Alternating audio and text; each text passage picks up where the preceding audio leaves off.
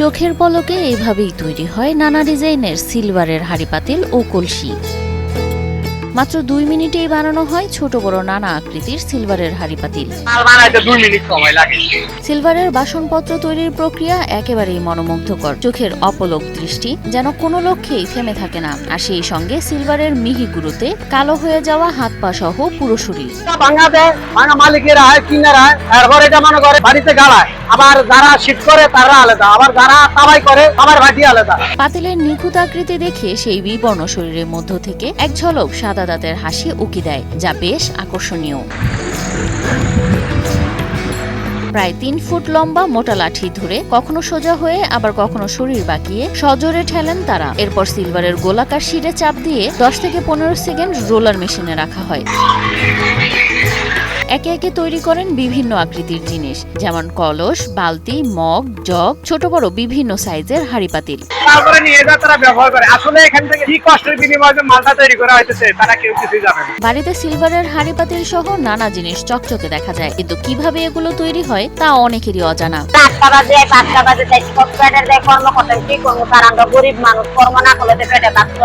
প্রথমে স্থানীয় ভাঙাড়ি ব্যবসায়ীরা পুরনো হাঁড়ি পাতিল কিনে নেন কেজি দরে, পরে 260 থেকে 270 টাকা দরে তা বিক্রি করেন ফ্যাক্টরিতে। এরপর ফ্যাক্টরির মালিক এগুলো জমিয়ে গ্যাসের আগুনে মাটির চুলায় গলিয়ে তরল সিলভার তৈরি করেন। পরবর্তীতে এই তরল সিলভারকে ডায়াসে রেখে জমাট করা হয় এবং ঠান্ডা হয়ে গেলে রোলারের মাধ্যমে পাতলা করা হয়।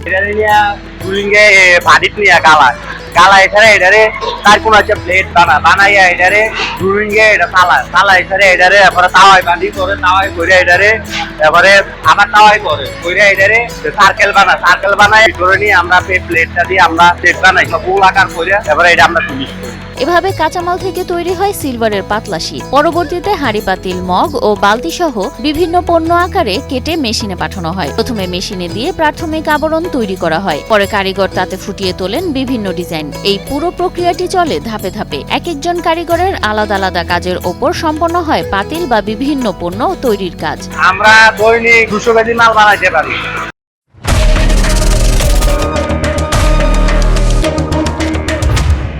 কারিগরদের মধ্যে পুরুষ ও নারীদের বয়স প্রায় 40-এর উপরে। তাদের সাহায্য করার জন্য রয়েছে অনেক তরুণ সহকারী, যারা কাটার মেশিনে সিলভারের প্রকৃত রং বের করে, আবার কেউ এসিড মেশানো পানিতে ধুয়ে সিলভারকে পরিষ্কার করে রোদে শুকাতে দেয়। এভাবেই তারা ঝকঝকে সিলভার সামগ্রী তৈরি করেন। আমরা সকালে 8টা আসি, আইসা মনে করেন আমরা মাল মাইপা দেয়, এত কেজি মাল আমি শেড মারি, কেউ হাত করে কেউ গলা বয় আর আরেকজনে ফালিশ করে।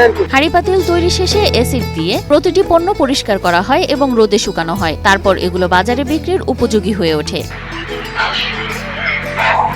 আজকের প্লাস্টিকের যুগে যেখানে অধিকাংশ পণ্য অপচনশীল, সেখানে কুমিল্লা জেলার বিসিক শিল্পনগরীতে সিলভারের শিল্প চলছে অর্ধশতকেরও বেশি সময় ধরে। আসলে কিন্তু এখানে জোড়াতালি নাই, এটা আমাদের টেকনিকের মাধ্যমে সবগুলো পার্ট টু পার্ট আমরা হাতে বানাই, ওখানে ভাঁজ করে ফেলি, ভাঁজ করে তৈরি করি। এগুলো সম্পূর্ণ আমাদের হাতের উপরে তৈরি হয়, এখানে কোনো জোড়া নাই, কোনো তালিও নাই। শেষমেশ গ্রাহকের কাছে পৌঁছানোর সময় প্রতিটি কেজির দাম হয় 280 থেকে 450 টাকা। তবে শ্রমিকরা প্রতি কেজি সিলভার সামগ্রী প্রস্তুত করে 5 থেকে 8 টাকা পারিশ্রমিক পান।